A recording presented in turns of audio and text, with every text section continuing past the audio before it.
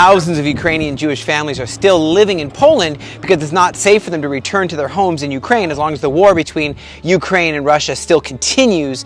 And these families, often consisting of mothers with children whose husbands and fathers, they're back in Ukraine in the war zone doing their best. The families are doing their best to carry on amidst very severe economic conditions.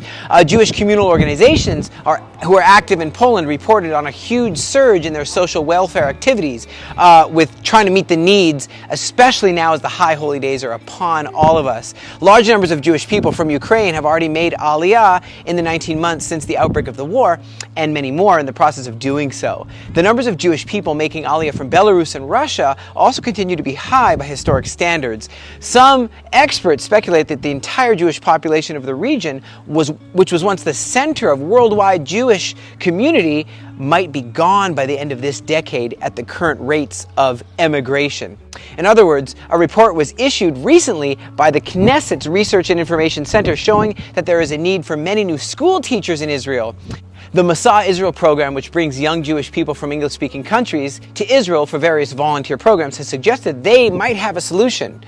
They say, with the beginning of the school year, some 200 volunteers from abroad will land in Israel to teach Israeli students English directly, to strengthen the instruction of English on the social and geographic periphery, said Ofer Gutman, the CEO of Masa Israel Journey.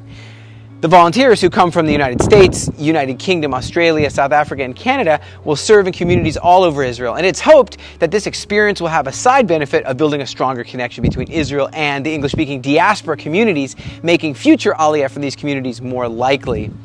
Finally, one of the biggest stories of the year in Israel is the mounting probability of normalization agreement with Saudi Arabia. Talks with Jerusalem and Riyadh have been quietly ongoing for several months, brokered by the U.S.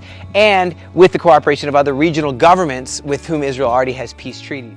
One of the largest components of such a normalization agreement would be a trade and communications corridor between Europe and India running straight through the Middle East, which Israel, Saudi Arabia, Jordan, and Egypt would all reap tremendous benefits from this. This kind of reminds us of the prophecy found in Isaiah 19, which speaks of a highway running from Egypt through Israel to Assyria. In case you didn't know, ancient Assyria includes much of what is today's modern Saudi Arabia, Jordan, and Iraq. Business people from Israel and Saudi Arabia have been quietly eyeing the possibilities of greater regional cooperation for years, with some deals already having been brokered through banks in the United Arab Emirates, which signed a normalization agreement with Israel 3 years ago. Additionally, there are strong indications that Indonesia, possibly Malaysia, two Muslim-majority countries in East Asia, are also interested in the possibility of signing similar agreements with Israel after Saudi Arabia. This would, if carried out, generate enormous economic opportunities in Israel by creating thousands of new jobs. A recent panel of business leaders and experts held in Tel Aviv included discussions about what would be necessary during these discussions, and it was revealed that a great deal of planning has already been done along those lines. What is most needed for many plans to move forward is investment capital, which business interests in Saudi Arabia have plenty of. So what does all this mean?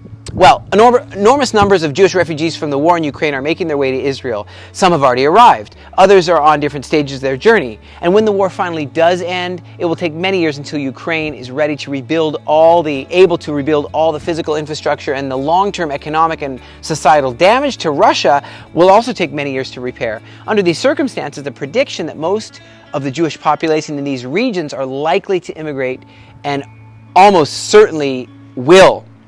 Israel is the destination for most of these immigrants, and a great deal of work remains to be done in order for the country to be able to welcome and absorb these precious Jewish people.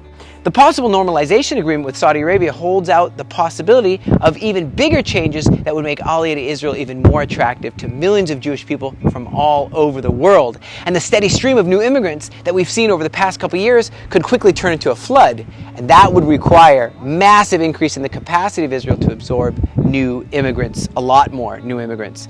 The government is trying its best to keep up with the rising demand for Aliyah-related services, but this demand just keeps rising. That's why private initiatives like the Aliyah Return Center are so crucial. We provide the housing, Hebrew language instruction, job training, scholarships on its way, food, clothing, shelter, furniture, so much more. Please pray for us and consider becoming a financial partner of the Aliyah Return Center today.